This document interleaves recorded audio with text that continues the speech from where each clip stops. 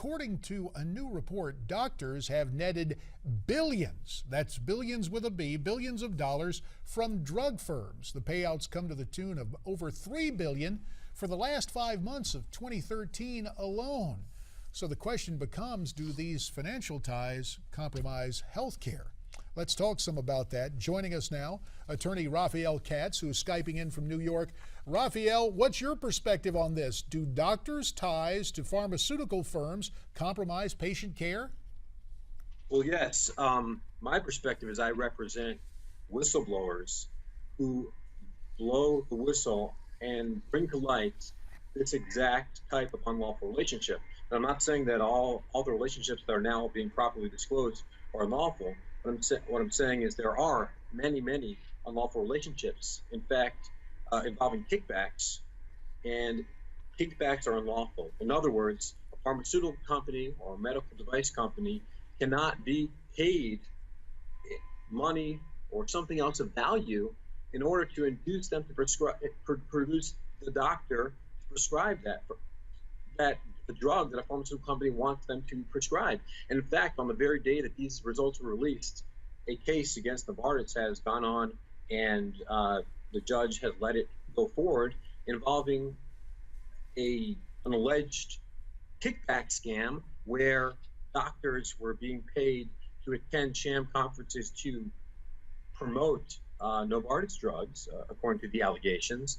And in fact, one of those involved over almost $10,000 restaurant bill at a restaurant. So the disclosures that are now coming out through the Center for Medicare and Medicaid, pursuant to the 2010 Sunshine Act that we're discussing today, those will bring to the public and give the public this information to see exactly every dollar that is being paid by the pharmaceutical companies to doctors. Raphael, let me ask you something. I will tell you, I was a pharmaceutical rep for 10 years, way back when, and I can remember the breakfast, lunch, dinners, and many other things that today cannot be done. Do you feel that even with the changes that have come, even when I was, do you think more needs to be done in terms of changes?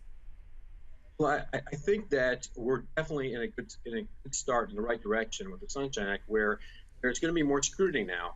When the public sees that there's $3.5 billion being paid. It doesn't mean that there's something wrong with every single financial relationship between a doctor pharmaceutical company. There's sometimes good research that is done, but when a doctor has a financial relationship with a pharmaceutical company and prescribes that drug, it's going to be a suspicious relationship, because we don't want a doctor to prescribe a drug for the wrong reasons, for the reason that he is benefiting financially from it, rather than that his patient actually needs that drug.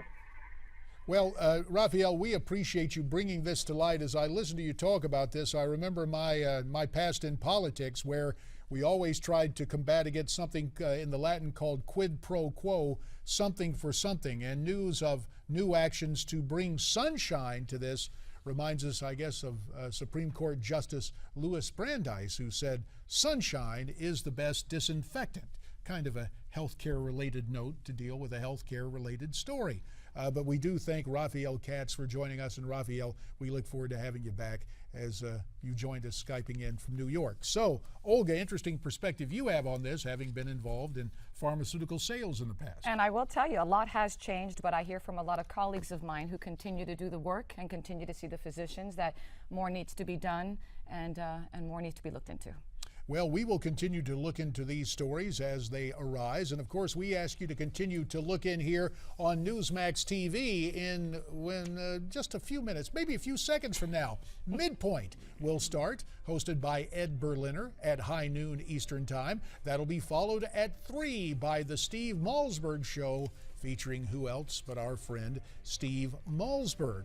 That is going to do it for us today. We hope that you will be back with us tomorrow, 9 o'clock in the East, 6 a.m. out West, for another edition of America's Forum. For now, stay brave, stay free, stay tuned.